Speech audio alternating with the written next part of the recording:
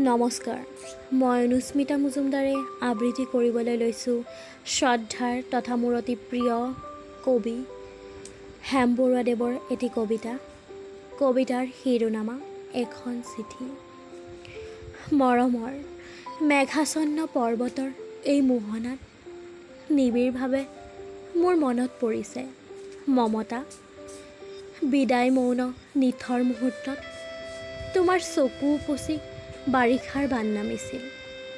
তাৰ উত্তৰত মই মাথো নিৰুত্তৰ হৈ ৰলোঁ। সেইবোৰ অনাখৰি কথা আজিও অন্তৰত পৰ্বতীয়া বনপোৰা জুই হৈ আছে।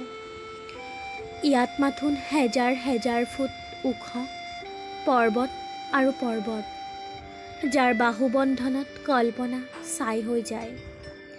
এই পৰ্বতবোৰতে প্ৰতিধ্বনিত হৈ আছে আমাৰ বুকুৰ তেজৰ চেকুৰাবোৰ, অন্তৰৰ জুইশিখা আৰু মৰমৰ মৰিশালীবোৰ।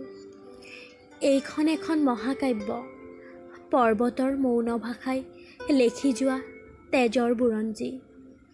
দূৰণিত ৰৈ ৰৈ এয়া শুনিছোঁ কি শত্ৰুৰ কামানৰ গৰ্জন, দেখিছোঁ কি ধোঁৱা আৰু ধোঁৱা। এটা কথা জানি থোৱা, শুনা, মৃত্যুৱে যদি অভিনন্দন জনায়, সেই মৃত্যু পাৰিজাত ফুল, তাত দেৱতাৰ আশীৰ্বাদ আছে।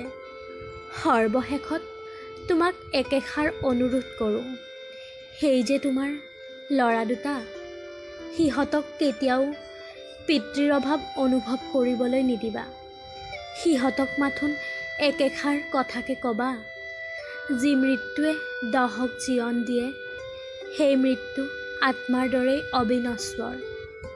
আজিলৈ সামৰোঁ দেই, দীঘলীয়াকৈ চিঠি লিখিবলৈ আজৰি নাই।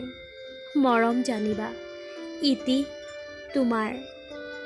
আকৌ সেয়া আদেশ আহিছে, যাব লাগে।